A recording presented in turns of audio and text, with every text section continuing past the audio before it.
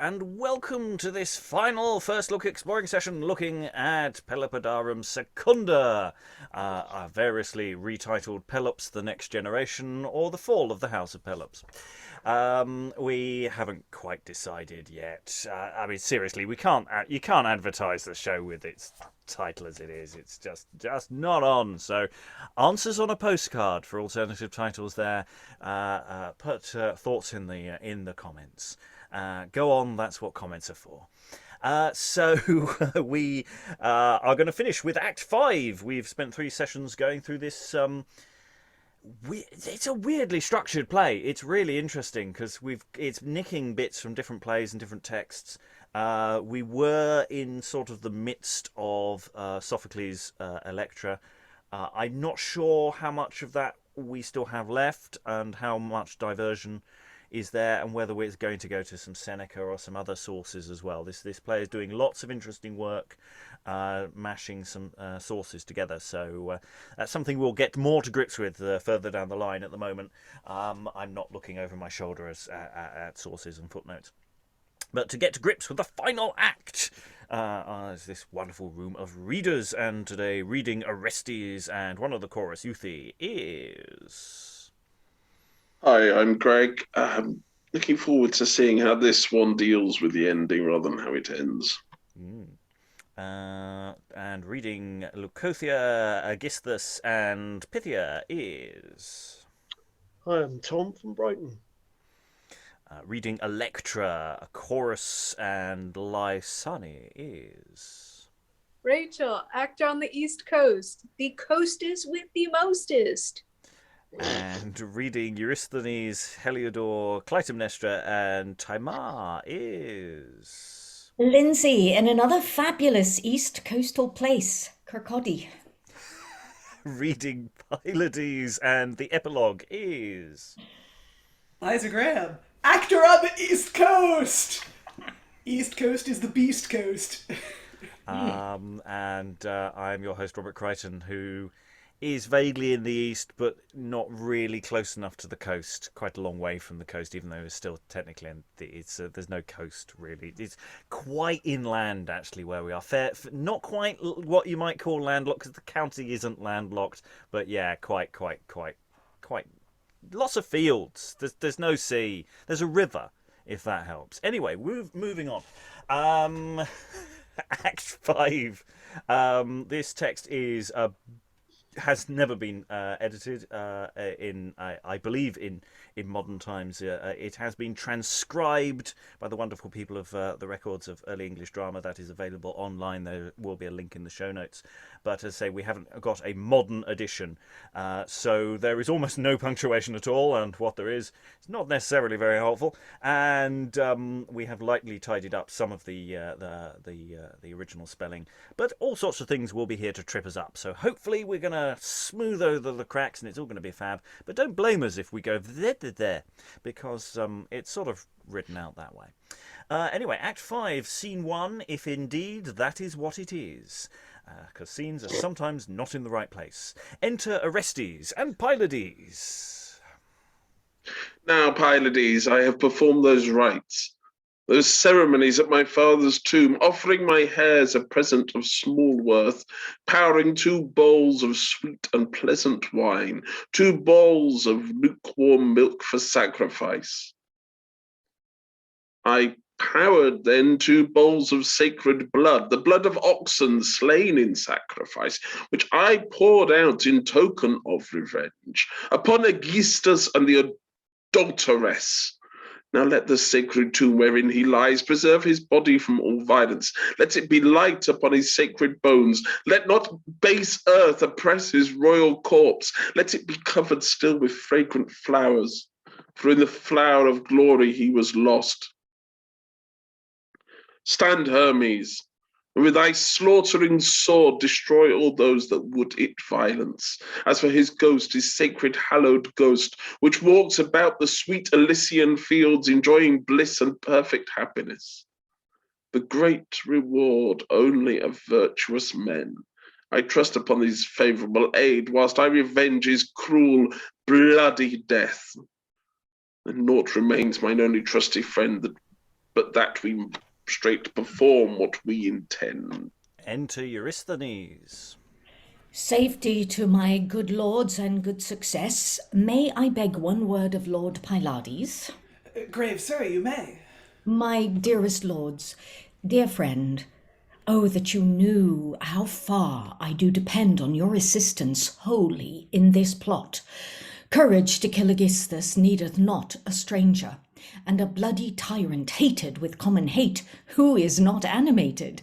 A coward ninny and effeminate, supported by the majesty of state, should but the queen frown on him, he were dead.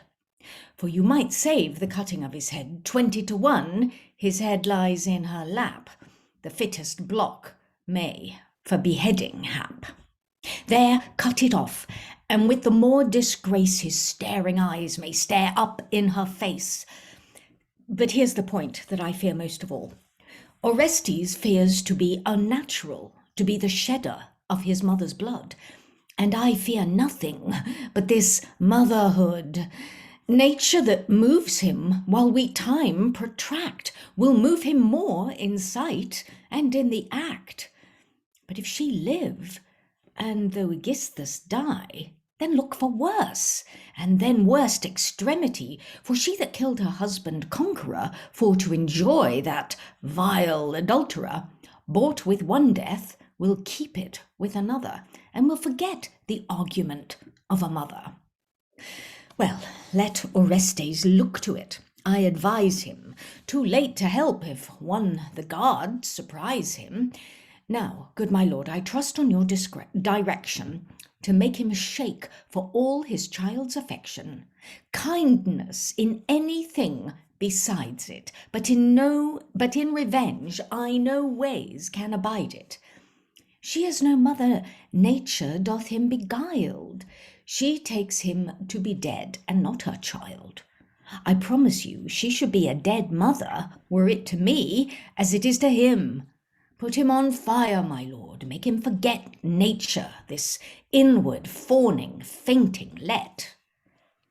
How long, my lords, can there be secrecy that should exclude any one of us three? No, good my lord, I tell Lord Pylades that our old speeches now will lack success, for in your childhood oft I do remember you told me how it was a goodly thing to have a father valiant and a king, and that a man-child was for to inherit his father's wisdom, valour, praise, and spirit. Your father was yours, and eke your mother's guide, and for you education to provide. The mother, but so, if she were good, no monster worse than unkind motherhood. I was your father there then, my wife, your mother, until of late yourself did know none other. You swore, if I should be killed by my wife, she should pay dearly for it, life for life. Now are your father and your mother known to you, my lord. The cause is now your own. Indeed, so thought I then, so thought I now, and alter not my resolution. My lord, why then these grounds you stand upon? Your cause is just. You must revenge or die. Take courage then, even from necessity, and yet of safety need you not despair. All will revolt unto the rightful chair, and this usurper hath not reigned long, nor is by many favourites made strong. I'll search the minds of some, even whilst you do it, and make unawares incline unto it. Straight in the deed I'll offer fair conditions, release of tax and impositions, preferment unto divers malcontents and revocations from banishments, traffic to merchants, freedom to great towns, and will corrupt the garrisons with crowns. Here stay.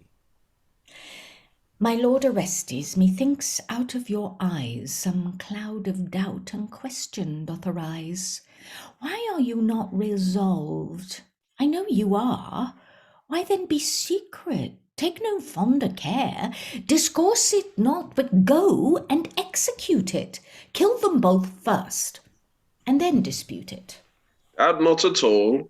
I will then, good sir, cease. But let me hear what said Lord Pylades.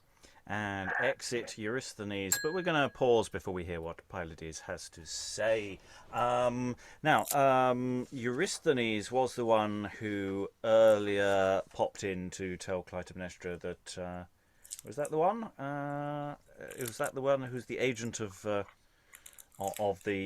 who told the lie that Orestes was dead. So Eurysthenes is really, is embedded in this plot. And has come on to really push it forward. It's quite keen on the whole thing. I suppose he's put a lot of effort in now. He's gone to the Queen and said, "Hi, your son's dead." It'd be a bit embarrassing if they didn't murder her. A bit orcs, thoughts. You had quite a lot of text there, Lynsey. How are you feeling?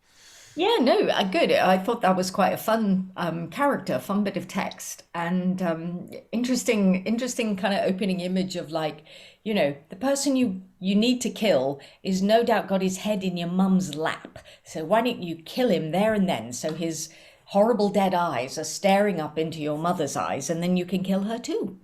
Marvelous. Yeah, good times.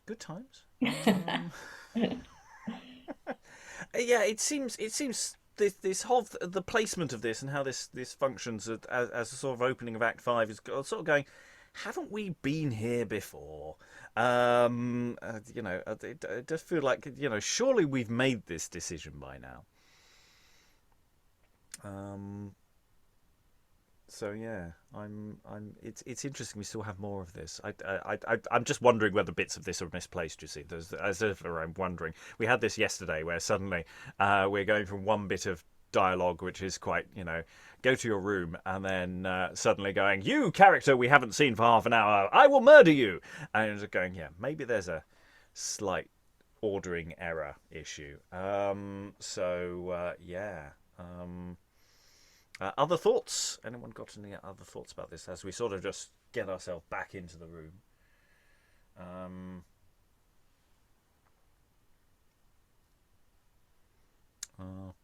I like the fact that Orestes it's suggested that he is pushed away or doesn't, or they go off to one side from that for that conversation, and that he's pulled back in. And that he then says, "Actually, do you know what? Whether or not it's a voice of reason, we shall see. But can I just hear what Pylades has to say about this, please?"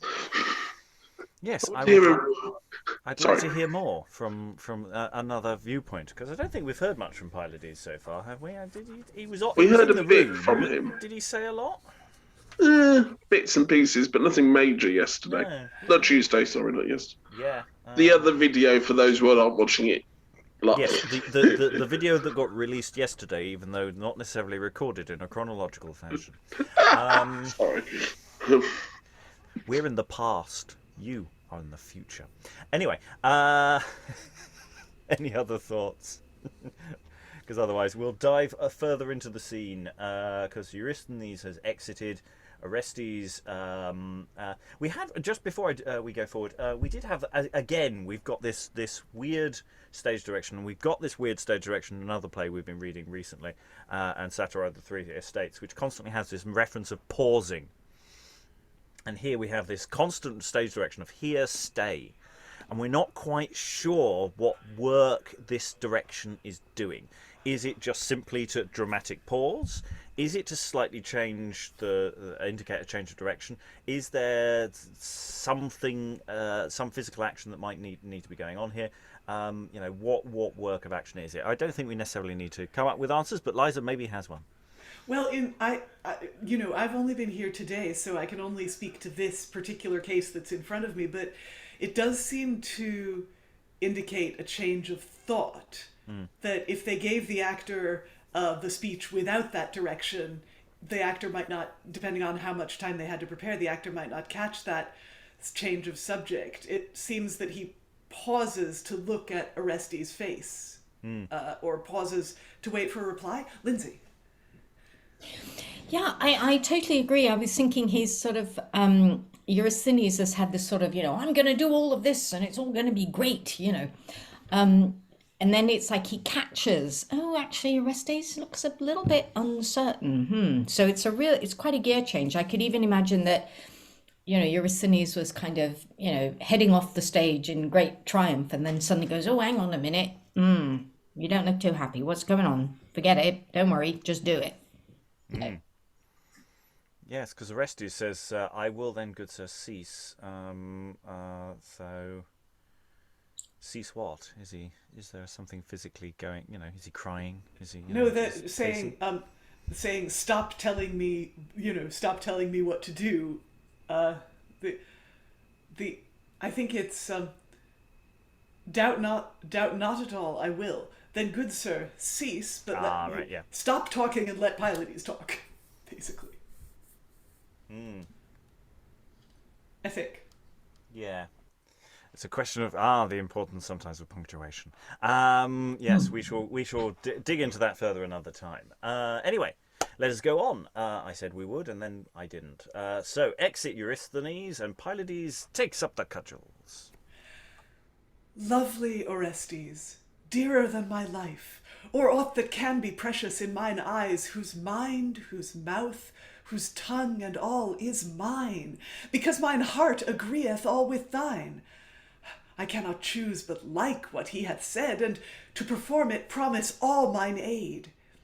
You have performed those funeral obsequies, you have performed the duty of a son in offering at your royal father's tomb, who, since he was by traitors murdered, pursue the authors of this traitorous deed. At this, a witness of your leader came amongst all your piety, and as Apollo's oracles command,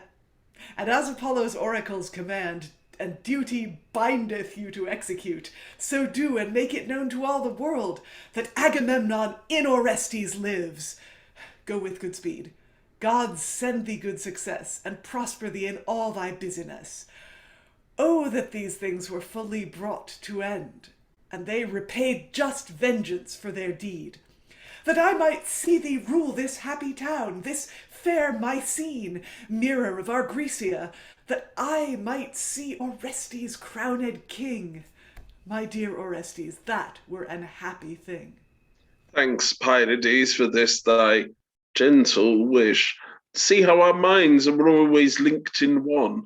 What hast thou said that I would fain have done? But yet methinks the oracle's too sharp. Were it not from wise Apollo's mouth, methinks it would be very impious. My dear Orestes, are you daunted now? What causeth this so sudden alteration? Cheer up your heart. Whilst Pylades remains, Orestes shall not want a follower. How can this deed seem wicked in your sight, which punisheth your father's murderers? Can aught be better or more justly done? Oh, Pylades, I know the cause is good, and Clytemnestra has deserved to die. But by some other she deserves to die. But by some other? Say not so, my dear. Who should revenge the father but the son? And who should spare the mother but the son? Nay, scorn to call her by a mother's name, which is unnatural and barbarous. Shall I bereave her of life and light, of whom I did receive both life and light? No, but this monster, not of womankind, who would be worker of her husband's death, who justly should with Danaus' wicked brood endure those torments fit for murderers. No, Pylades. Aegisthus counselled her. Aegisthus did it, and Aegisthus' hand slew Agamemnon. Let Aegisthus die. For shame. Orestes, let Aegisthus die? Why, let him die. But with the adulteress he counselled. She did consent with him. He gave the stroke. She hid thy father's face. And shall he die and she unpunished? What he hath done was for Thyestes' sake and in revenge of Atreus' butchery. But causeless she consented to his lust, and causeless wrought her husband's overthrow. Shall he die and she unpunished? Yet mark how she proceeded in this act. Did she repent her of her wickedness? No, not a whit. She made thee fly thy realm, or else with him thou hadst been murdered. When thou wert gone, Electra still was plagued. She used her like some bond-slave, basely born, not like the daughter of an emperor. So with her father, she, bereft of joy, was vexed still with heart-consuming care. Now when this message of thy death was brought, who was so happy as proud Tyndarus? Who so triumphed as proud Tyndarus? And shall he die, and she unpunished? No, no, for both were authors of his deed. Let both together then receive their meed.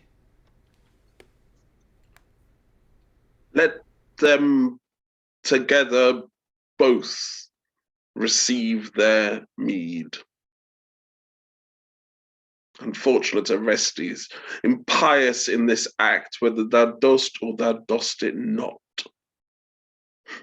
And shall I not revenge my father's death? Then will the world blame my impiety. If I do so, my mother must be slain. A fact as wicked as the other was. But Pylades, my trusty friend, persuades rather that she should perish utterly, than that my father should be unrevenged. O Pylades, thy words are forcible as are the words of learned Mercury.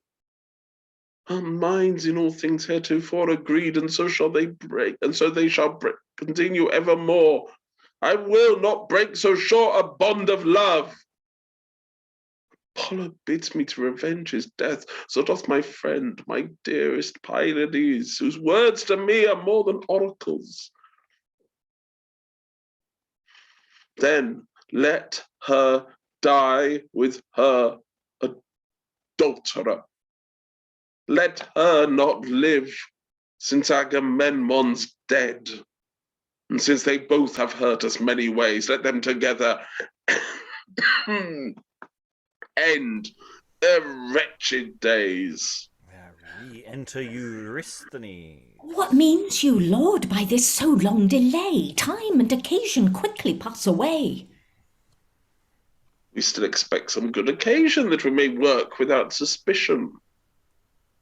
So did Apollo bid him covertly that he should take them by some treachery. Yea, but take heed, for by long tarrying you may be known before you can begin.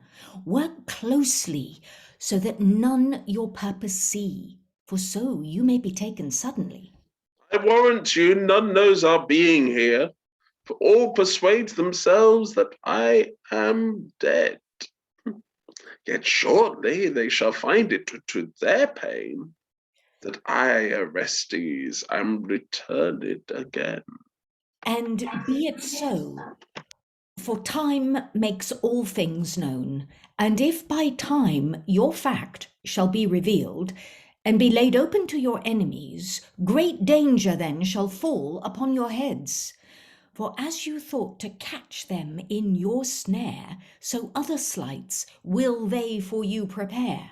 Time is a blab, make haste then, and beware. None but ourselves do know what we intend, nor shall they know till these things have an end. But in a moment divers things do fall, and in a moment they may know it all. Well then, since time an enemy to some, a friend to others offereth good occasion, why should we linger this our enterprise to slay my father's traitorous enemies? Then forward straight. The sooner you have done, the sooner shall you free yourself from care. The sooner shall you set at liberty your countrymen from tyrants' cruelty. There is no dallying in so high a thing. I long to see Orestes made a king. And free Electra from a world of woe. Come, Pylades, I will no longer stay, since many evils happen by delay. And know that always Pylades is pressed to do whatever likes Orestes best. I rang the bell, but I was muted. Now, I don't know if I'm reading this right, but you know what? I don't think Orestes is as into Pylades as Pylades is into Orestes. I think there's a bit of a relationship imbalance here. I don't know. Liza. Relationship imbalance is built into the classical ideas of this sort of relationship. There's always one that is the Erastes and one that is the Eromenos, that is the lover and the beloved, and Pylades is clearly Pylades is clearly the one who loves more. Orestes is clearly the one who is loved more. Usually, probably Orestes is the older. I don't know what the history of Orestes and Pylades is. Are they foster brothers from where they were brought up, or? Off the top of my head, I have no idea. I don't think this text has told us those kinds of details, but it sounds plausible, yes. Anyway, that kind of imbalance is built into the classical trope of this sort of relationship. So I think that's perfectly normal. Pylades. However, Orestes is the one who seems emotionally swayed both by notions of impiety, that is, it's morally wrong to kill his mother, and by notions of filiality, as in he's aware that she gave him life, and can he take that life away? The gods won't like it, Mom won't like it. Pylades seems to be much more of the kill your mom camp. Yeah, I think everyone is, though it's interesting across the various camps. There's various different people going with the pro. Yeah, I mean, what I like about Eurysthenes' return here is just constantly going, "Hurry up!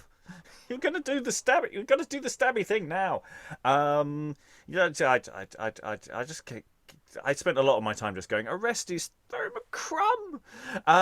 Anyway, regardless of this whole murdery, debatey thing going on here, stop calling him friend. So I felt so sad. Anyway, they seem to have be crawling towards the whole let's actually do the murdery thing. Other thoughts in the room? Yeah, it's all based on that background of you could be found out at any moment in time, and then everything reverses. You'll be taken and you'll be slain. So get on with the slaying. Yeah. They are in a really precarious position where they currently are. They are effectively in enemy territory. Eurysthenes has a really good motive for getting on with this because they are totally out on a limb here. Having told the queen that this person they are standing next to is dead, they themselves are going to be very dead if someone pops around the corner and goes, "Oh, it's Orestes. I haven't seen you in ages. Aren't you dead?" It's a really bad situation to be in. I like someone coming in with the crisis inducer, just to sense push that sense on, because everyone's standing around doing, well, should we, shouldn't we? I don't know. Let's make a list of pros and cons, and someone just comes in and says, no, we have to do it now. I like that. Much of which I'm sure comes from the original materials, but this playwright is certainly in Act 4. If it is the same playwright as Act 4, now that we're in Act 5, it feels like it's possibly the same pen, but we could be wrong. Anyway, when I was saying about anyone could come in and catch them and they'd be in real deep doo-doo, that is exactly what now happens, except it's not deep doo-doo, it's woohoo. As they are to go, Orestes, this is stage direction in Latin, but I'll say it in approximate English. As they're about to go, Orestes and Pylades see Electra approaching with her various attendants. So we have lots of attendants, Electra, and the usual suspects. That's safe, sweet ladies, greeting from a stranger who stands in doubt that he has lost his way. Why, whither wend you? To Aegisthus' house. Then surely, sir, you are the right way come. Thanks, virtuous lady. May we crave your help to make our coming known unto the king? This lady will, or she may have access. Say, gentle lady, we of Focus are and pray to be admitted. Out alas. They bring the relics of my brother's death. Lady, I know not what the report hath told, but for myself I have a message here from Stropheus about Orestes. What? I pray, is that? My heart misgiveth. Lady, we have Orestes' ashes brought. Me. Now I am sure that he's dead. Mourn you for him? Then lo, we bring his hearse. Oh, give it me. Let me weep on it. Or let me mourn, or let me ever mourn. Come, give it her. For whosoever she be, she loved him well and was his dearest friend. Dear Orestes, vain hath been my hope. Did I thee send into a foreign land, that thus thou shouldst return? Now out alas, would God I had been dead, before I was constrained to send thee so from out my sight, to die unhappily. O wretched I, who neither could thy corpse with water wash, nor in my arms thee from the fire take, but strangers did a sister's function, and here enclose thee in this like hearse. Ay me, why did I love thee dear? Ay me, why did I as a mother tender thee? I was thy only nurse. I loved thee dear. I was thy loving sister. Now, alas, the chiefest comforts of my life are gone. My father slain, and thou, O brother, dead. And in these griefs my enemies triumph. In this my mother, whom I know no cause, why by the name of mother I her call, accounts thy death as blissful happiness. Ay me, O doleful spectacle, ay me, how thou with grief hast killed me. O my dear brother, O brother, thou hast killed my heart. Now, sweet Orestes, whilst thou livedst, we were both companions. O let me die, and converse with thee in Elysian.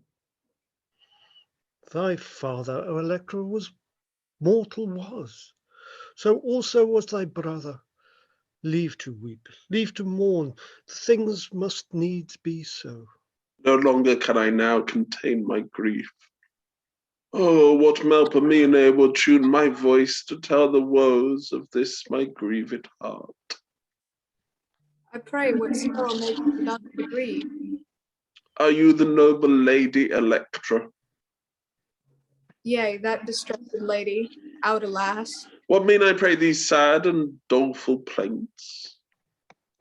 Why weep you, sir, for me, O wretched I? Oh, beauty clean defaced with misery. You still my sorrows and my grief recount. Would none her marry? Oh, unfortunate. Why weep you, sir, to look on my distress? Because I never felt mine own before. And how, I pray, do you your grief now feel? Because I see you thus oppressed with grief. You see not half of my calamity. And is it possible there can be more? Yea, that I here do live with murderers. Of whom, I pray, who do you mean is slain? My father, sir, and now I serve my foes. Who doth constrain you to this servitude? My mother some call, but she a monster is. Doth she by force or hunger thee compel? By force and hunger and all miseries. And then none defends thee from her wrong? Ah, no. Who should you told me he is dead? Poor ladies, see how I do pity thee. And know that thou art only pitiful. Because there's none that sees your grief but I. Yet are you not any kin to me. If you be trusty, I will tell you plain. I promise you nothing will reveal. Then lay aside a while this doleful hearse. Oh, no, not so, good sir, let me this keep. At my request, dear lady, lay it down. Pardon me, if you love me, gentle sir. Nay, nay, sweet lady, it must needs be so. Dear Orestes, I not thee? Dear Orestes, shall I not bury thee? Oh, say not so, thou mournest without cause. Without a cause mourn I my brother's death. There is no need for to complain for him. Why did he at his death contemn thee then? Nor he nor any else contemneth thee. And do I then in vain lament his hurt? You are deceived. This is no hearse of his. And where is then my brother's sepulchre? There is no sepulchre of him that lives. And doth Orestes live? I, if I live. And are you he? See this, my father's ring.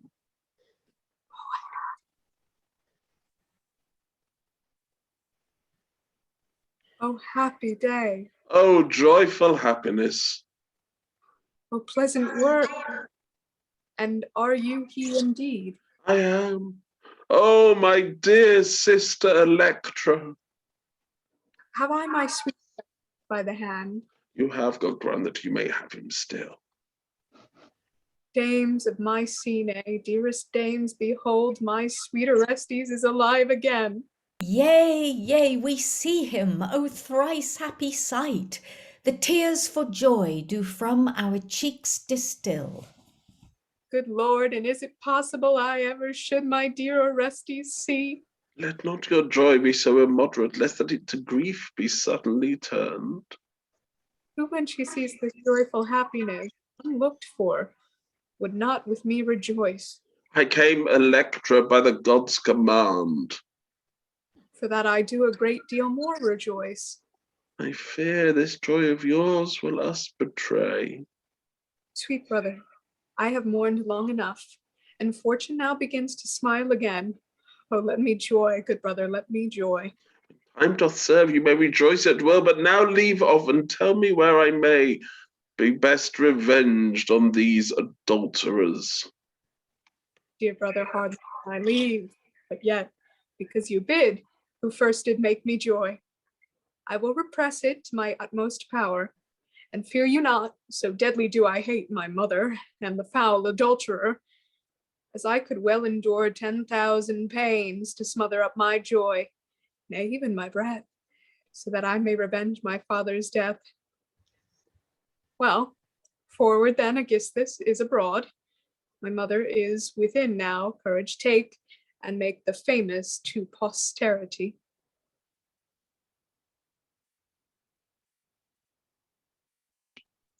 Peace, peace, Electra, some are coming forth.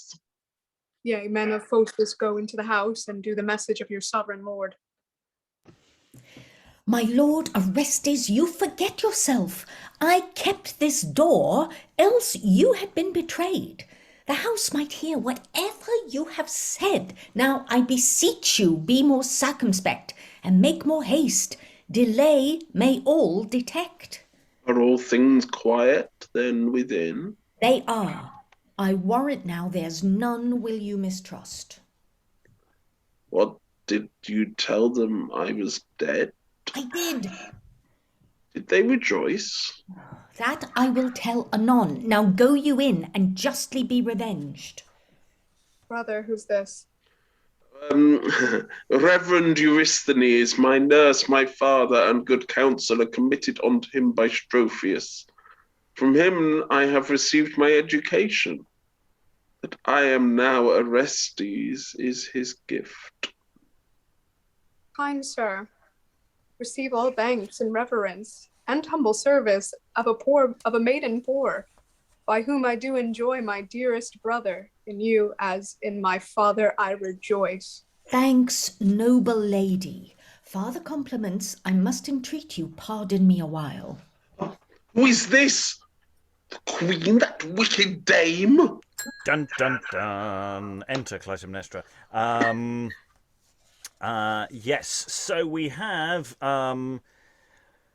this Electra doing the whole "my brother is dead" thing, and Orestes is sort of standing by, going, Well, I think we'll watch this play out for 5 minutes. I'm sure that won't do any kind of terrible trauma to my sister, and which is set up so that you can have a lovely re-meeting sort of scene, undercut beautifully by the comic potential of Eurysthenes just going, "Come on!" running on, just get on with it. And there's still part of me sort of going, this bit of this feels like it's in the wrong place, because it's the way he goes, "You've told them that I was dead," and it's going, surely we cleared that up about an hour ago. That's really weird. I don't think that's an actual thing in the wrong place. I just think that's just some weird bit of dramaturgy that I don't quite understand. The people outdoors know that Orestes is quote unquote dead. The people in the house might not know it yet. No, but Orestes should know, because the plan was Eurysthenes has told everyone in the house that he's dead. Orestes knows that this has happened because he ordered it. So it's slightly odd. Orestes asks that question. It's sort of weird. I wonder, maybe Act 4 and Act 5 aren't by the same hand, and or it's from a different play source at this particular point, and it's doing a slightly different job. So yeah, not sure about that bit. Confusing. It's not inherently a problem. Maybe he didn't bring it up earlier, and he's just confirming it. Rachael. I don't know. There were some parts when reading it that seemed like there was some garbled stuff. I think production could make a choice where this scene comes later, or they could move it up before Electra's sister tells her that she saw Orestes, and have it change because that would change some character stuff, like depending on where you put the scene. Like, is she telling her sister the truth and, trying to keep her out of the plan, because she doesn't know where she stands, or, keep it further on in the text and have it be like, oh, at last the rumors of her brothers being alive are real and true. I think it might be a case of it's simply to do with the way Eurysthenes is functioning in this text. I'm just wondering if some of the more formal stuff with the all the various ceremonies about dead bodies and things that have been going on, and that sort of the tone has been deliberately undercut more with Eurysthenes, and this constant thing of, no, we need to move the play along, we need to build some sort of directionality to this. I don't know if that's in the original, or whether this is something that this playwright's put in, and that's maybe created some slightly odd effects. Whereas if Eurysthenes is slightly more sedate earlier, and sorts out all plot points earlier, I don't know. I'm now just completely rambling random thoughts, so I have no idea if any of this is pertinent. Any other thoughts in the room? Electra is sad until she's not. I'm just thinking, wasn't Electra told earlier that her brother wasn't dead? It's just another point I just thought I'd bring up. I thought Electra, I'm fairly certain there was a scene where her sister came on and said, "He's not dead, I'm not sure she wholly believed her, so it might be that's the wafer thin conceit. That was really powerful backwards and forwards dialogue between her and Orestes, though. Yeah. Oh no, it's a lovely scene. I really hope that you would have it's either that, or it's a sort of potluck of which scenes you take. Cut the bit early where she finds out, just so you can do that lovely backwards and forwards scene. I was slightly distracted when you were talking about Orestes asking if they'd found out within. Was it about that he's? It's all right. Lost it. Anyway, no, really interesting. Love that. I like that sort of sharp dialogue, one after the other, because sometimes it seems to be there when something needs to be relayed. Oh yes, it's minds need to be changed. It's really nice. And and as it gets to that whole thing of doth Orestes live? I, if I live, and are you he? There is something nice about that, which I suspect is from the source, but may not be. Yeah, I think the wafer thin conceit is that Electra was told earlier that he wasn't dead, and she didn't believe it and said, "No, I will go forth and murder Clytemnestra instead anyway." And I think that's the way it worked, because you've got the scene earlier with Electra did go very blood, blood, kill, blood, blood at the end, and I'm not sure how much of a turnaround there was between the thoughts, but I could be wrong on that point. It's been a while. Days pass and we forget. Rachael. I was just gonna say, it kind of reminds me of the Spanish tragedy, how towards the end there, Bella Imperia and is it Horatio's father get together and they make their big plan. Feels kind of like that same back and forth right before as they're watching the other two get ready for the stabbing scene. Yeah, when they get into the whole murdering thing, they really get into it. And we've talked about, I think we've mentioned Spanish tragedy and the possibility of when this text was actually written. And it does feel like it's in a post-Spanish tragedy universe, but it might not be. It might be earlier. Who knows? Okay, Mummy's in the building, has entered or left the building and come out to where they are. So let's drive this forward. Let's find out. I suspect this isn't going to end well. By the way, I suspect bad things are going to happen. So who is this? It's the Queen, that wicked dame. Enter Clytemnestra.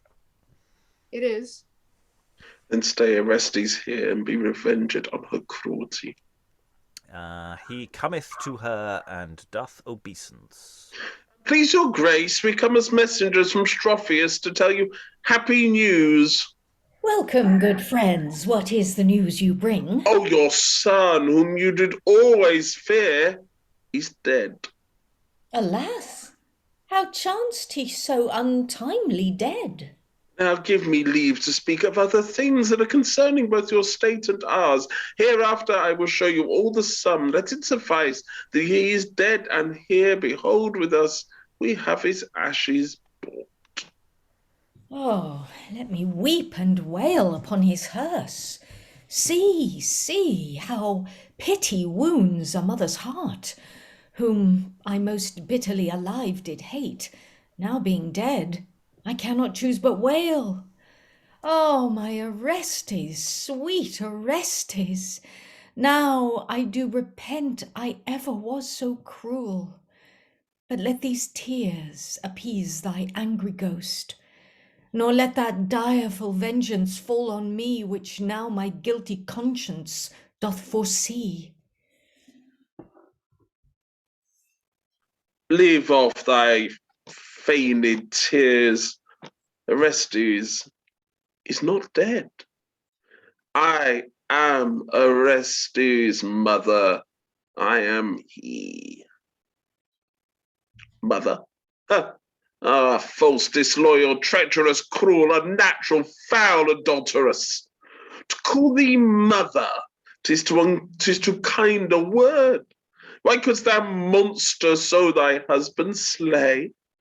My father, and not so with that content, seek to kill me, thy son, thy only natural son, part of thy flesh, oh, most unnatural.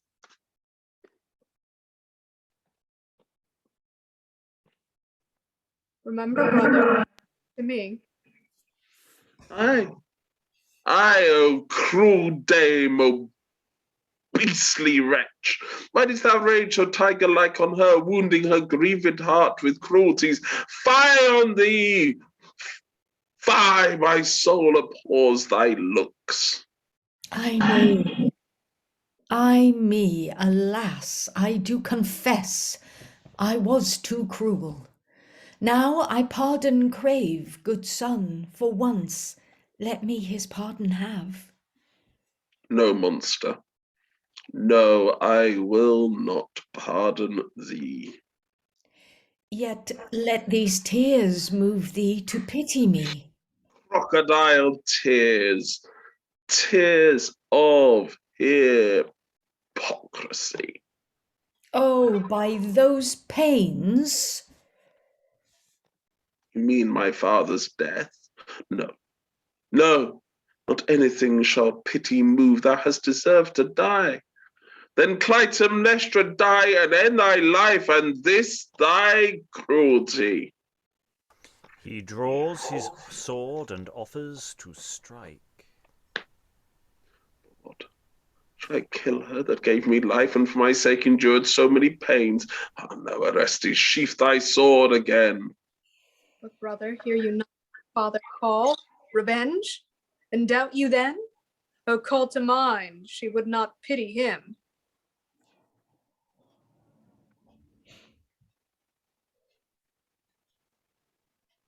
Pylades.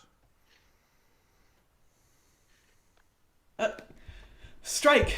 Strike, dear friend, else we and all are overthrown in the end. Well, then go, sister, now and stand at door. Kill her, brother. Kill her. And give us warning when Aegisthus comes.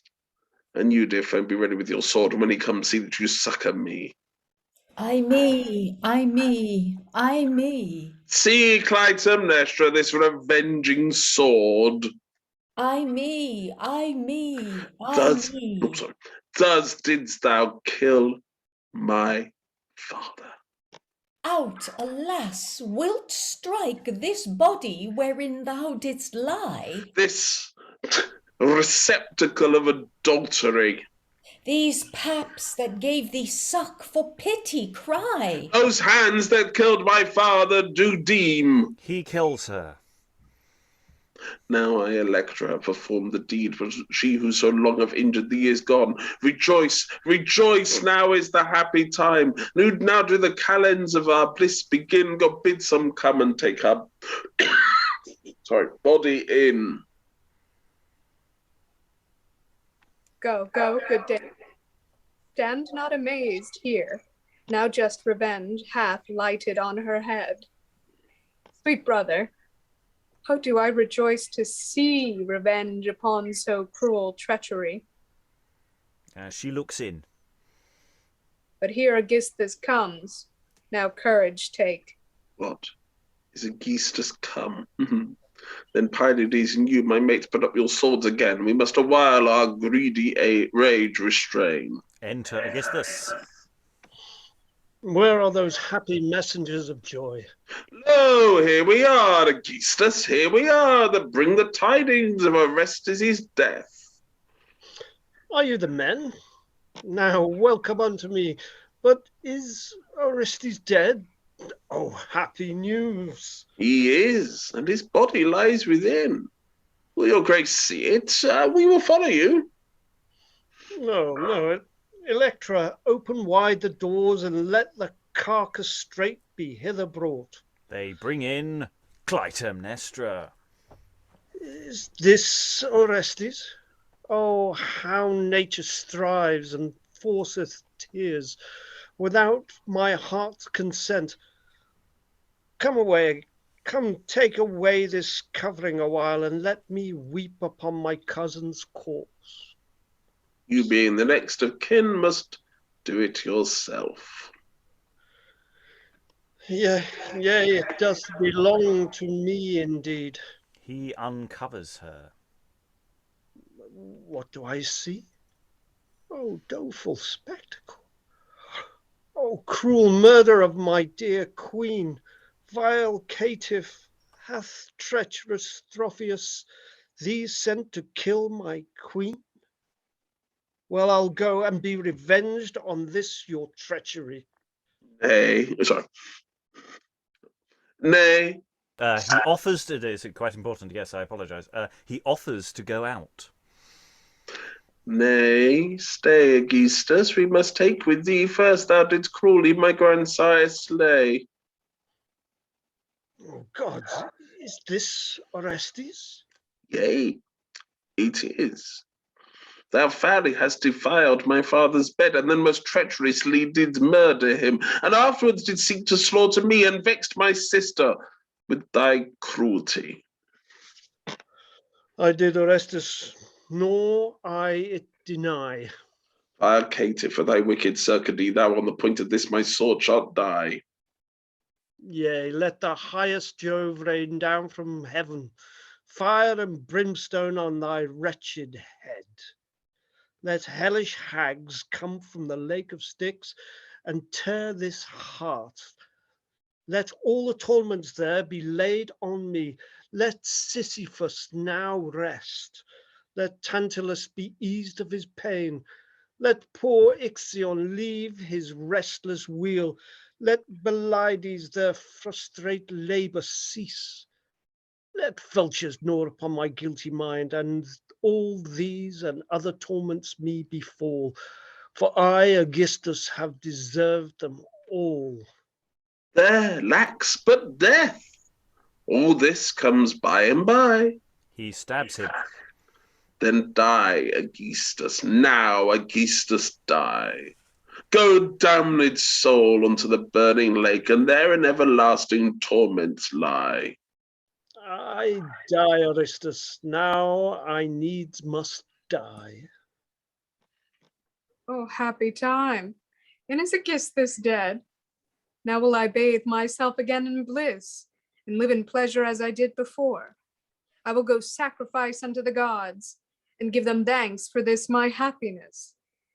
Oh, my dear brother, sweet Orestes, now I thee request, within Mycenae's walls, let not this hateful corpse be buried.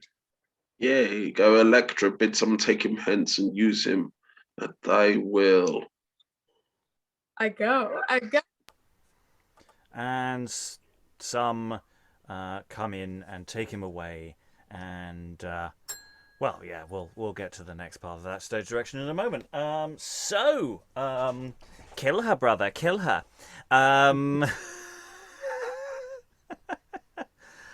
It's wildly sort of flying from thing to thing. I found the Clytemnestra's arrival slightly weird. I didn't feel that it connected with Clytemnestra earlier in the play, but then Clytemnestra does keep shifting slightly, so that felt odd, especially as that about the way she reacts. You know, what news you bring, and then how chanced he so untimely died, and you're going, well, the messenger arrived earlier. You know he's dead. So it seems like an odd question.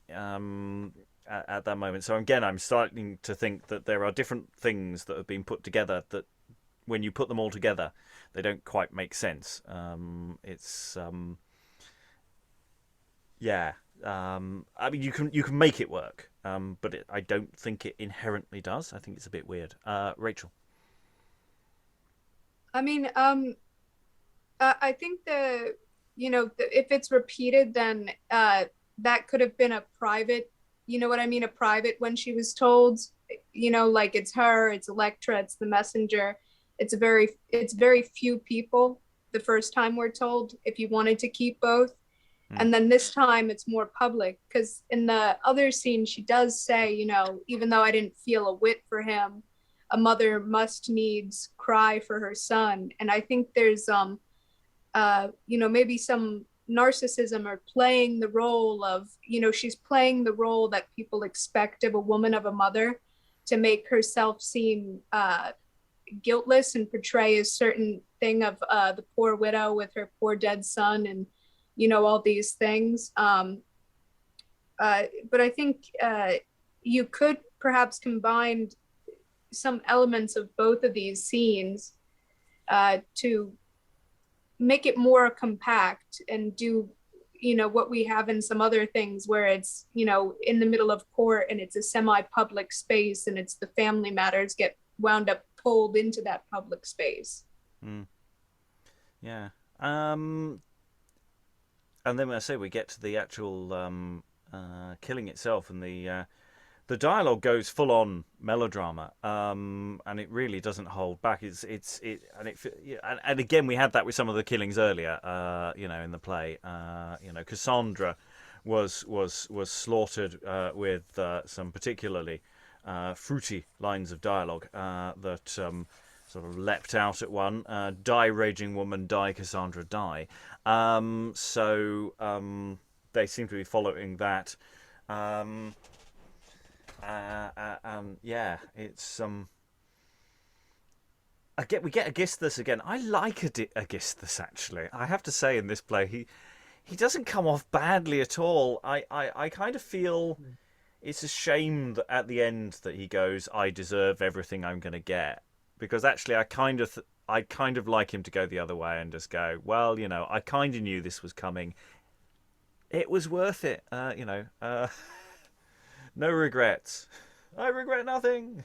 I would prefer that as an ending. But he feels weirdly grounded. He's not an exciting warrior, but he does what his heart says needs to be done. That's a bit against what some of the text makes him do. Again, people tend to do slightly different things, depending on which act we're reading. Thoughts from the room? I'm doing a lot of talking today. Lynsey.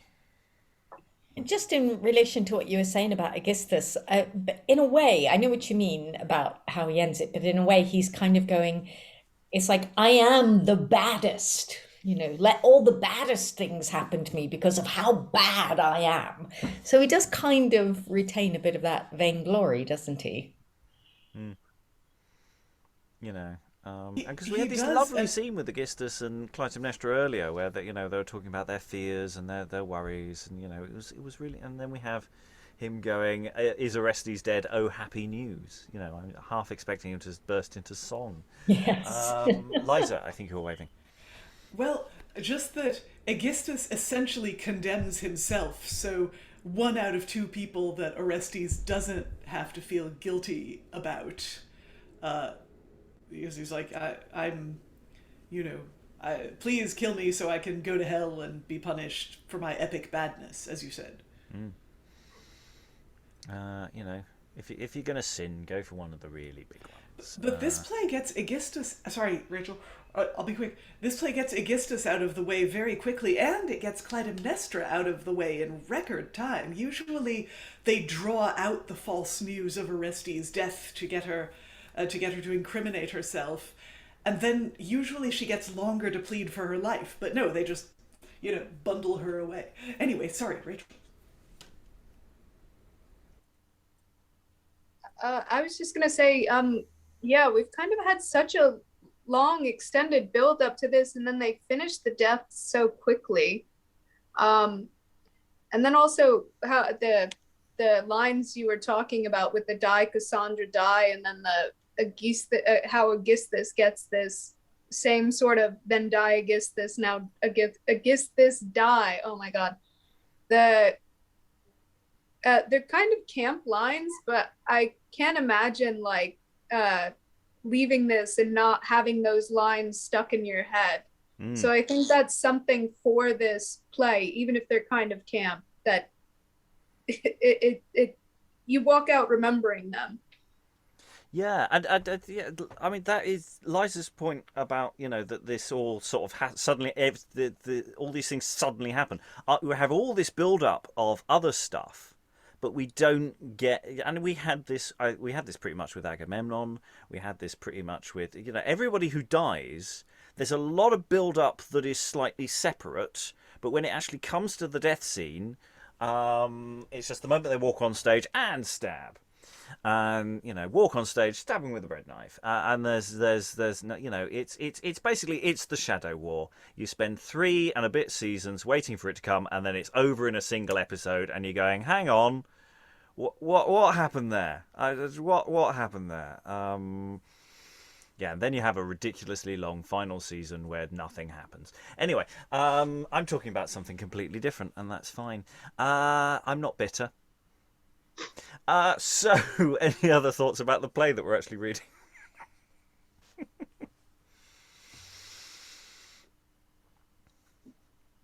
No. There's a conversation killer, right?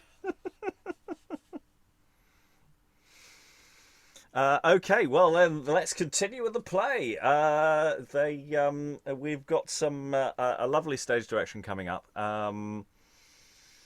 So some people are clearing away the bodies, which means that Orestes gets to do some walking up and down acting. So yes, literally the stage direction. Orestes walks up and down sadly. Now, for anyone who's in drama school at the moment, this is one of those exercises about, can you do that, do some walking up and down sadly acting, and can you make it look convincing? What are you doing with your arms? Anyway, sorry, I'm going to stop doing this banter. And anyway, Orestes walks up and down sadly. What means, my friend, to walk so heavily? What uncouth passions do afflict thy mind?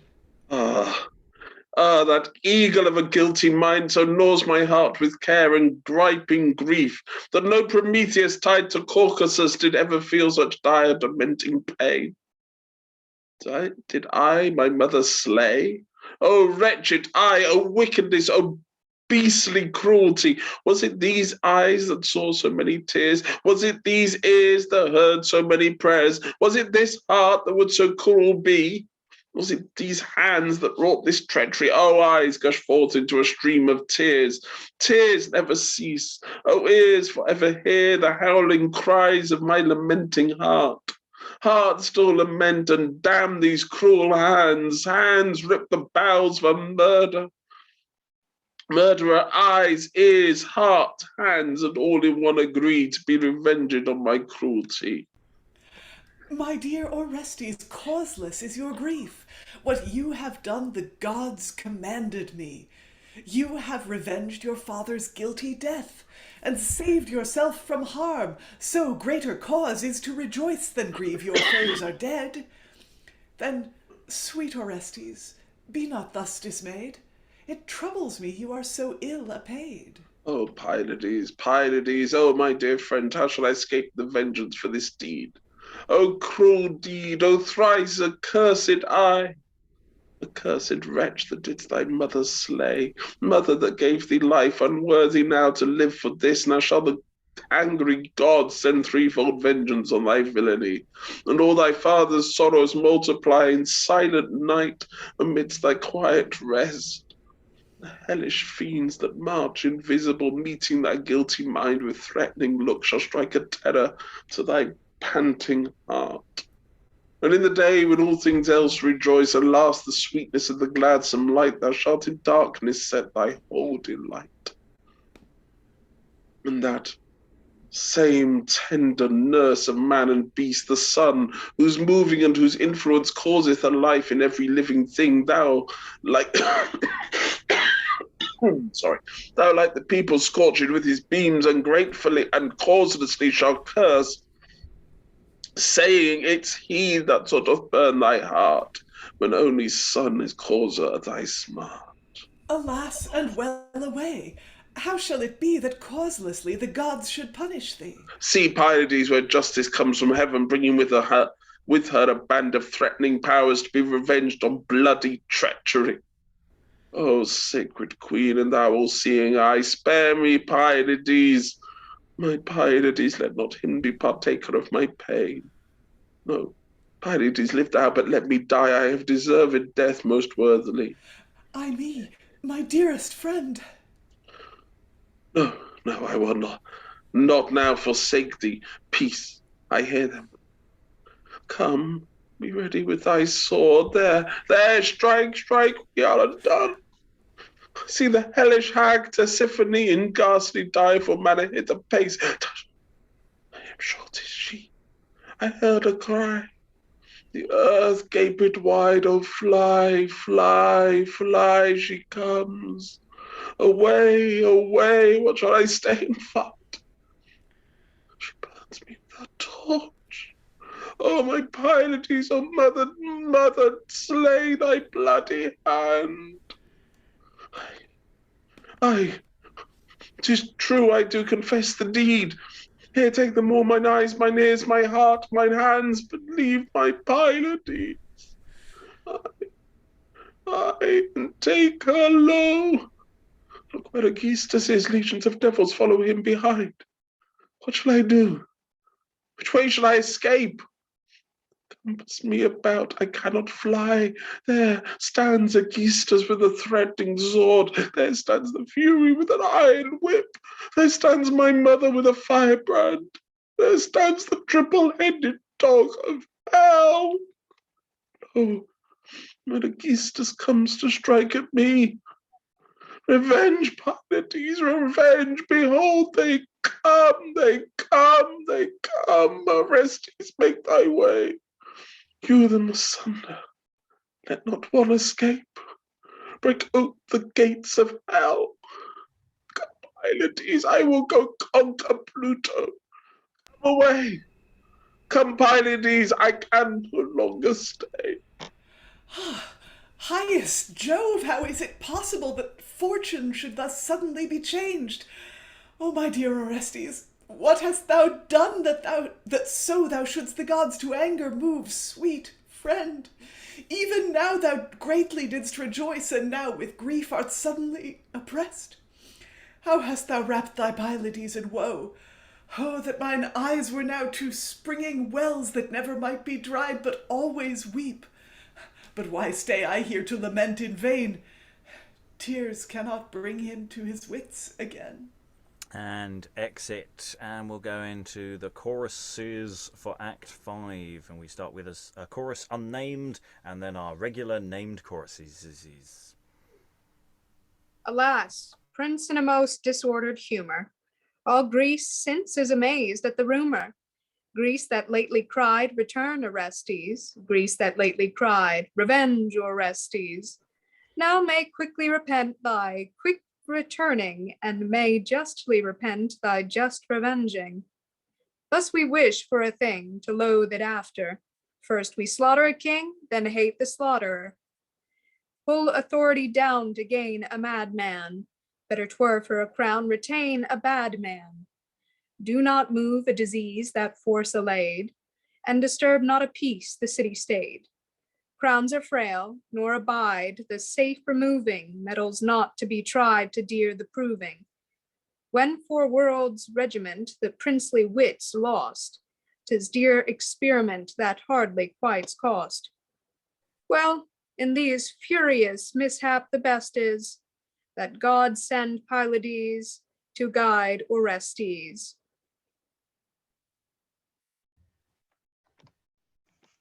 When the wronged innocent have recourse to policy, to fly danger imminent, craft avoideth infamy. Use not in thy countenance plainly to protest thy chair, but be sure of hindrance, if the whole intent appear. Had the king Orestes known, and Orestes' company, safety might be kept his own person in security. But the stranger and friend were the names he left regarded, and this error have his end. Justly murder is rewarded. Whiles that Orestes goes to banishment, and his proud will Aegisthus satisfies, time works the while upon the heavens' intent. Earth unawares consenteth to the skies, whilst Stropheus admireth in the youth things worth the admiration of man's eyes. More then he sees upon his love ensueth. Earth unawares consenteth to the skies. Eurysthenes doth plot to make him king, thinking by this advancement for to rise. The heavens do respect another thing. Earth unawares consenteth to the skies. Orestes for revenge and for the crown, Electra for some private injuries, heaven's revenge to throw some simply down. Earth unawares consenteth to the skies. And Pylades, finding Orestes kind, means not to leave him in his miseries, but that shall fall with higher powers' mind. Earth unawares consenteth to the skies. Atreus, Thyestes, Agamemnon's son, Aegisthus, Clytemnestra's villainies, Orestes, all to this world credit win. Earth unawares consenteth to the skies. It was Aegisthus' surest way to root out Agamemnon's kind. And yet he let Electra stay, but gods will have offenders blind. He might Orestes done away, or to some desert I'll confine, but see she lives to see this day, for gods will have offenders blind. Upon Orestes' death report how quickly brief their wish did find. He walks abroad to take his sport, for gods will have offenders blind. He may have kept in policy the messengers with grade assigned, but see his loose supinity, for gods will have offenders blind. They wicked work their punishment, concurring there to with their mind, in willing ignorant consent, for gods will have offenders blind. Hath Pelops' house in spite of nature sworn, by their example clean to banish love, out of those hearts which unto concord born? Each day doth farther from their death remove than Pelops' house, if unity thou scorn, who can lament thee by thyself so lorn. A tear were ill spent on that mother slain by fierce Orestes that revenge pretends, if she her husband's love did first disdain, but ill example worse a fault defends. Men have their passions, gods appoints their ends. They use each mind to good, howe'er it bends. Though headlong zeal carried with blind fervor somewhat, that may be just, doth apprehend, yet zeal may not be suffered his own carver, for imperfection they may best amend, upon whom doth all perfectness depend. They on Orestes did this fury send. They show by this Orestes did amiss, and by this deed their godhead is displeased. We that see what, and not wherefore it is, lest that our country's sorrow be increased. Let's go, and seek their wrath to be appeased, that so our prince's mind may be released. And now we have the epilogue of all. Now, noble sirs and most kind audience, we end the trouble of your eyes and ears. Oh, what great boldness were it in us to wish that here remembrance of our faults might end. But since they cannot, yet, good gentlemen, know this, that for your sakes we are content even thus far to be judged negligent. As we come short of your good expectation, that very expectation deserves so well of us that that's our greatest grief, that you should think so well we do so ill. We might allege our youth and discipline, the want of imitation of lives of famous men in this retired place, but we should slander place and discipline and many helps that God, our queen and founder, yield, if ourselves take not the blame of all. And we should rob the right of your good nature to rob it of the pardoning of all. Our countenances, whose best action is through the course of this our education, mild observation and reverence. Our arms and legs that do but once a year act freed from a gown and liberty show so great deadness and undecentness that we have left none other hope but this, that none will object to us. The number now for some speeches and their tediousness have but Sophocles and Seneca seldom to bear the burden of that fault, to whom we, bound for our instruction, durst not presume rashly to cut them off. If anything deserveth praise, 'tis theirs. If they have any fault, we bear a part. Now, for the time and common penury that acts a tragedy throughout the land, our chorus knows we meant not to abuse it, somewhat thought on for private exercise, but never thought for your ears fit enough could now endure no longer doubtful meaning, but we must now deliver us of that wherein fame else. We cannot think that we deserve your liking, yet if your error be so bountiful as to bestow a sign of approbation, know this, that our most thankful recompense can but account you founders of our credit, and join you with good William of Wickham. Think this is no small magnificence, to be the founders of a college praise.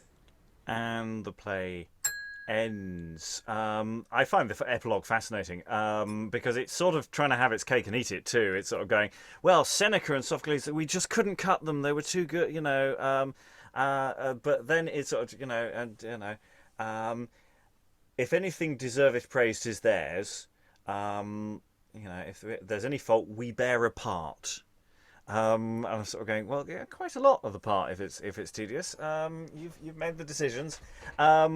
And yeah, it's interesting. It seems like they've taken the base play of Sophocles and they've added bits from other stuff. Some of the stuff of which, we pointed out that doesn't quite make sense there is because it didn't live there in the Sophocles. It's been put in, and that's why it doesn't quite make sense, and that's why those it's like when we're talking about the swiftness of Clytemnestra's death. In the Sophocles, she dies off stage.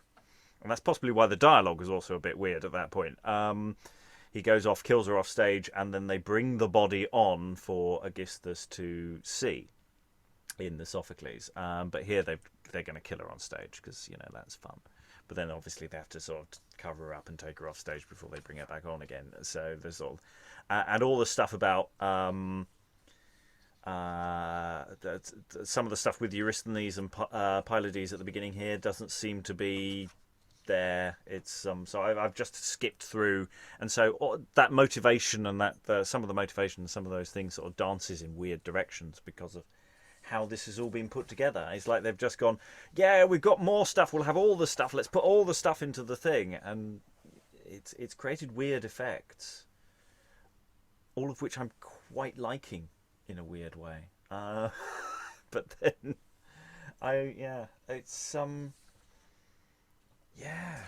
so yes, we've had the scene with Pylades watching Orestes go a bit mad as he sees Furies coming at him. At first I thought he wasn't actually going to see them. At first I thought it was all just going to be, oh, I'm grief-stricken, I'm sad, I've done terrible, why did I do it? But then he actually does literally see the things and goes a bit crazy, which is, from the original. Liza.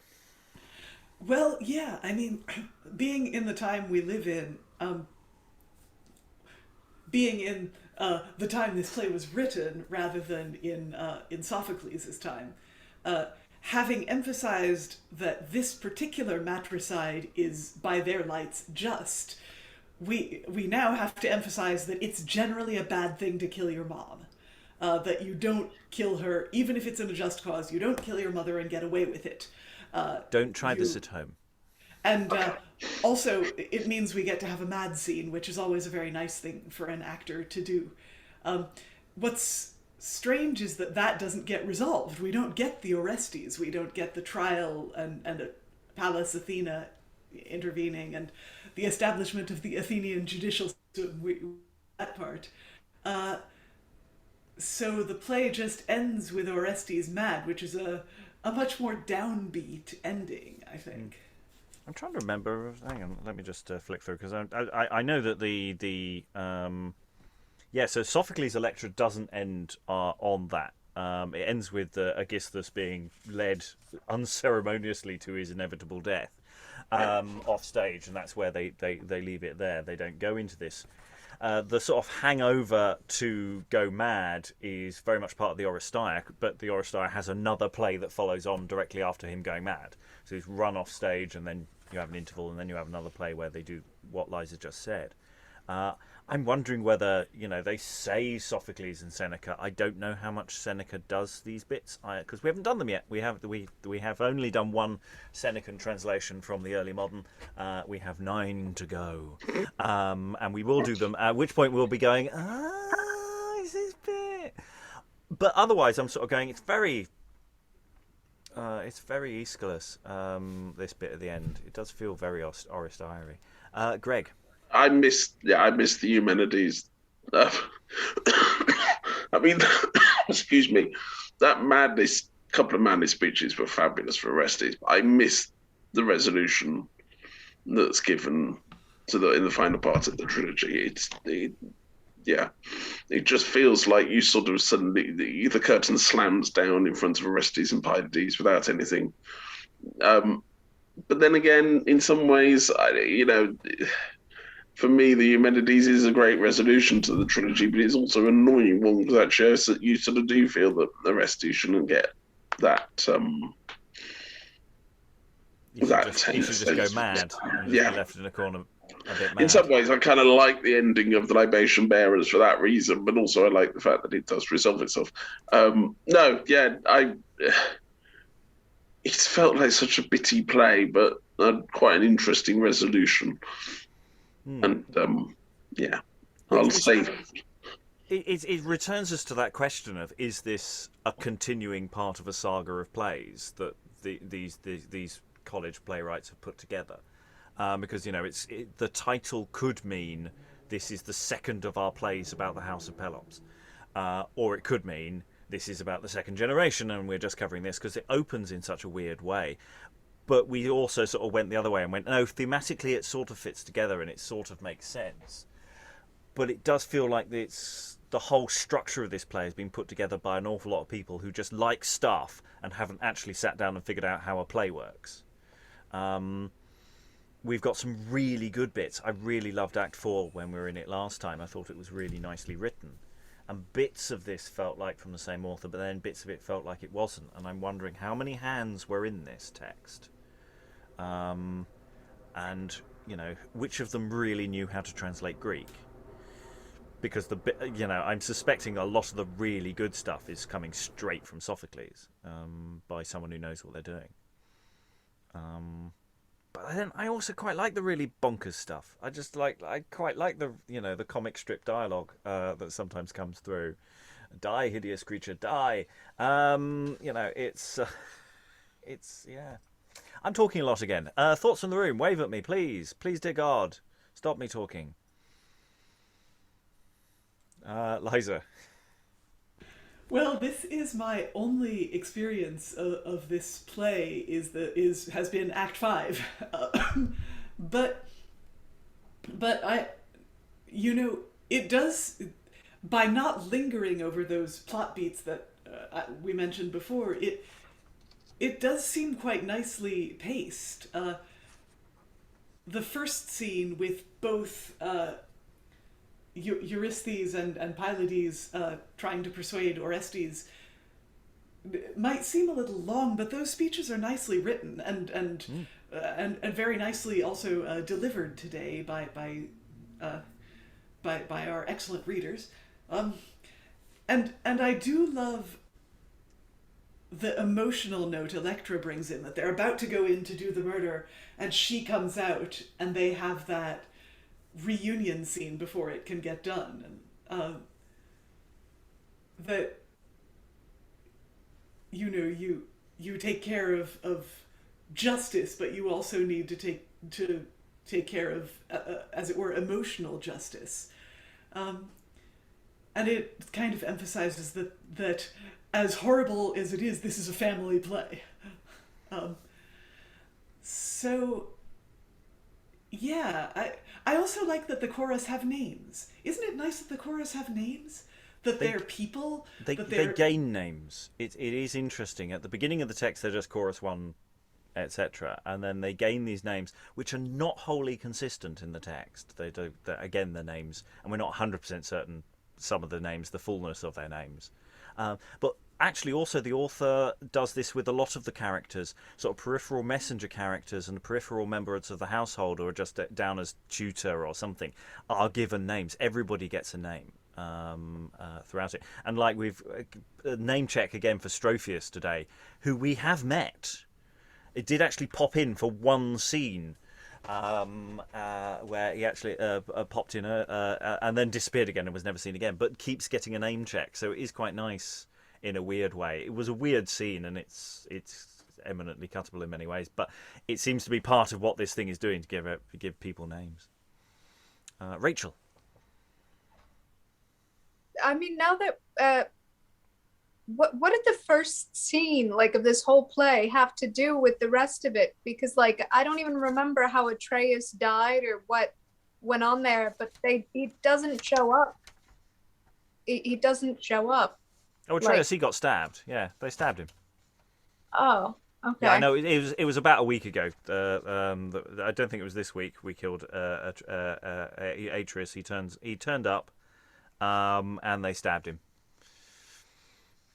Got very stabby. Again, that sort of random stabbiness that happens in this play. It was one of those scenes where we're not also 100% certain where it lives. It feels. No, actually, no, it didn't. It did connect because it precipitated something where they sort of referenced him and things. He seems thematically linked. It doesn't seem as totally random as it did when we first read it, but it does still feel like, hang on, what now? Where? But yeah, we did see him stabbiness. Stabbiness occurred.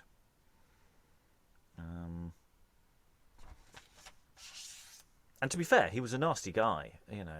He did make Clytemnestra strangle her mother-in-law. I mean, she was up for the strangling, just not the mother-in-law part. What can you do, Lynsey? Yes, I mean, I've only been in 2 of these sessions, so I've missed out quite a lot. But I was in fairly early on, and I'm in at the end, and I'm struck that I think you're right that there's several hands have sort of contributed to this, and I always think it's very interesting to see what the author or authors are choosing to spend their ink on and what they're not. And it is very interesting that some of the sort of, like particularly in this bit, the actiony bits are quite quick, stab, stab, stab. And the debate bits, the persuasion bits, the sort of, rhetorical flourishes and features bits are sort of quite a lot invested in them, comparatively invested in them, and in Orestes' kind of hallucinogenic, kind of speech that he has at the end, it's very interesting that that's where there was focus and ink was spent in that bit, as opposed to other bits. And I think it's a bit of a many-headed beast itself in terms of wrestling with it, in terms of working out what to keep and what not to keep is quite a job. But I think there's some very interesting bits in it, I think, from the bits that I've been involved in. And obviously there were, I think acts 2, 3, and 4, possibly I haven't been involved in. So yeah, there's quite a lot to wrestle with, I think. Yeah, I mean, I wonder whether the reason why we don't have that much sustained action is, again, a space thing, or the the resources they had to produce. They could do a good stabbing, but you have to clear the body quite quickly, and there's you can't linger because there isn't. You'd be tripping over it, and there doesn't seem to be much in the way of spectacle going on here. But that might just be they might have been perfectly capable of doing that. Liza. I wonder if the staging was Greek inspired. They had a platform they called an exostra, where dead bodies got wheeled in and out. Of course, in Greek drama, here she's killed on stage. In Greek drama, she would have been killed off stage. And in Greek drama as well, the dead body would be represented by a dummy because the person who'd played the dead person was now playing another role. Yeah. So anyway, I just thought that was neat. Yeah. And it fits with that idea that, this is a college thing. This is partly to, we've been translating this all year. This is part of our studies. We've turned it into a play. Which leads us to this question about, what to do with this in terms of if you were staging it. And the weird part of me is quite liking this as an audio project, and to go large on it. Because the thing is, because they've spent so much time expanding it, it would be a bit. I mean, we could probably cut it down and make it into the Sophocles, because we've got enough of the Sophocles to actually just do this person's translation of Sophocles, or these people's translation. But I kind of think that would miss the point of this expansive thing, and you almost want to go large with it and just go, no, we're going to just do all of it. We'll tidy up the editorial side of things and decide some of the better takes on some of the dialogue, because the manuscript is often unclear, which version of the line they're going for, and there's weird little cuts or errors that need to be sorted. But yeah, I kind of think go big or go home. I'm starting to think. God only knows what the audience would make of it. Hey, I'm more now worried about what's the title. Anyway, time for some final thoughts. Greg, you've been here for, I think, all of it. I think you've caught it all. Sort of final takeaway of the fall of the house of. I've gone off Pelops. I think I'll go with Atreus. Is it the fall of the house of Atreus? It also goes with the Poe nicely, so I'll stick with that. Wow. I think it was my first reaction. I'm not sure a second look is the right thing, but I'm going to have to go back and read it, because it's to try and marry all four sections together. Been really interesting, and how much this was Rob randomly and how much this was Rob planningly assigning parts. But I found it very interesting going from being the mother to being the son this week. I think if I could pick one thing, and apologies for those who weren't here on Tuesday, I think the highlight for me was that very small part of the act. Let's get this right. The Act 4 chorus that we read at the end of Tuesday night's session, with its incredible short lines and almost, as I said at the time, the family reunion-esque, the closest to the Greek chorus, I reckon. But Yeah. no, really, really interesting play. It does feel like a bunch of third year ancient history classics students writing a play to me. But yeah, really, really fun. Yeah, you're right. The Act 4 chorus is the most chorusy of the lot. Lust, murder, grief, revenge, the gods' permission, all shared between speakers who just get to do one word at a time and share pass lines back and forth. Whereas the rest have been a bit. Here's a speech. Here's another speech.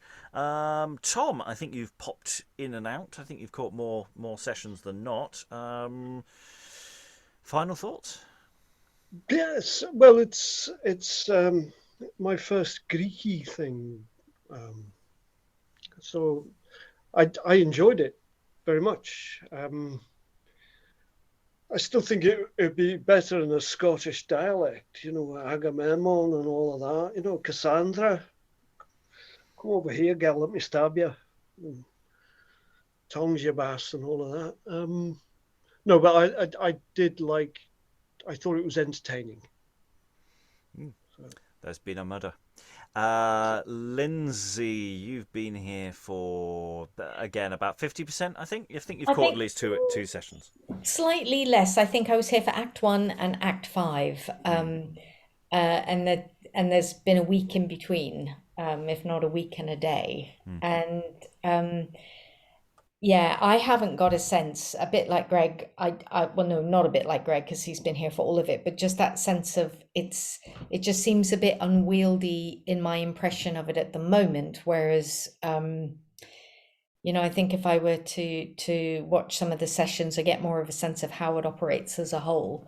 It might be interesting. I mean, I think it definitely seems like it definitely could do with some cutting, but I'm just not sure. As you mentioned, Rob, I think there's maybe some structure questions that we would need to answer before we could really know what we wanted to do with it. But I enjoyed it. I mean, it would help if we knew which order some of the scenes went in, because there were a couple of bits where we're going, this is in the wrong place. But the precise edges to those pieces is slightly unclear. So, yeah. Liza, you've been here for next to none of the play. Any final thoughts?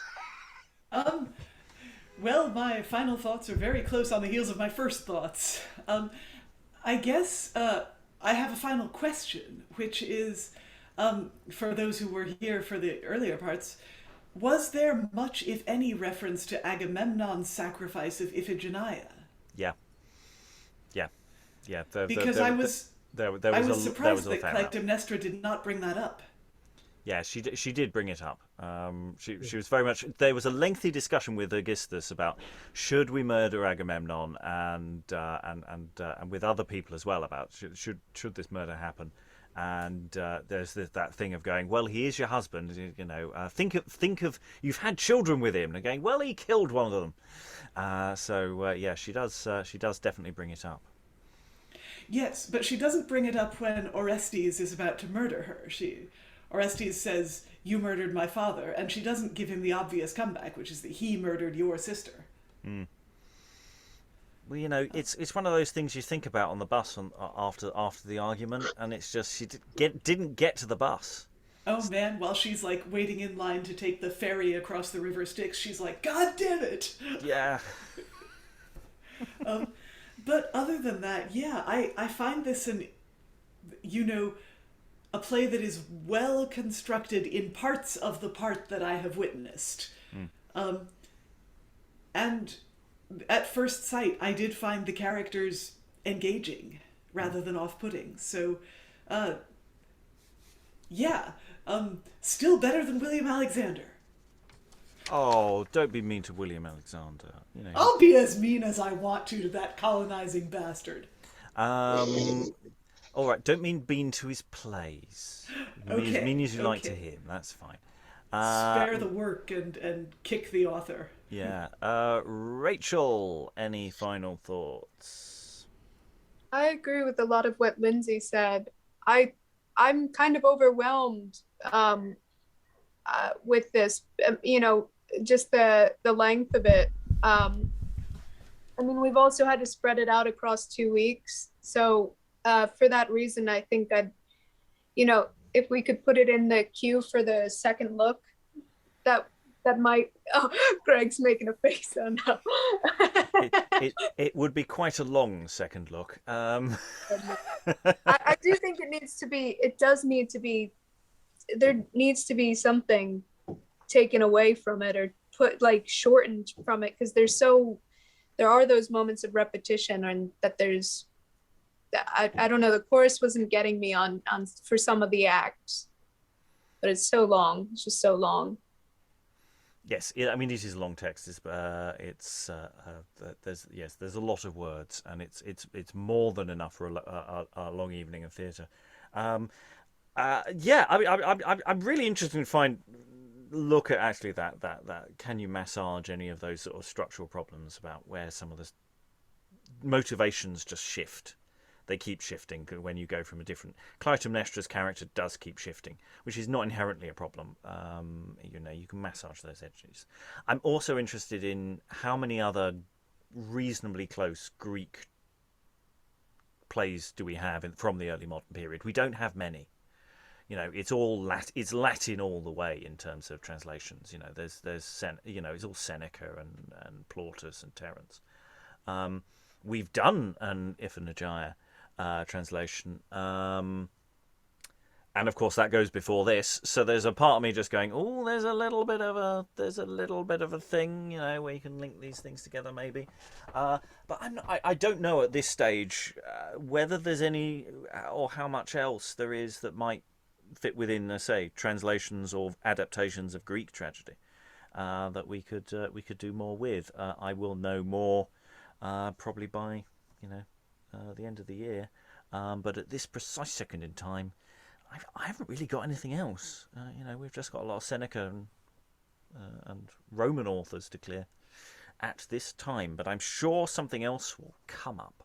If you know of more Greek tragedy in translation in the early modern period? Let us know in the comments, and along with other helpful tips and pointers about what we're doing horribly wrong. Because, what is the comment section for but passive-aggressive abuse? So all that remains is to thank all these wonderful readers for all their wonderful reading. Thank you very much, everyone, and goodbye. Kill her, brother. Kill her.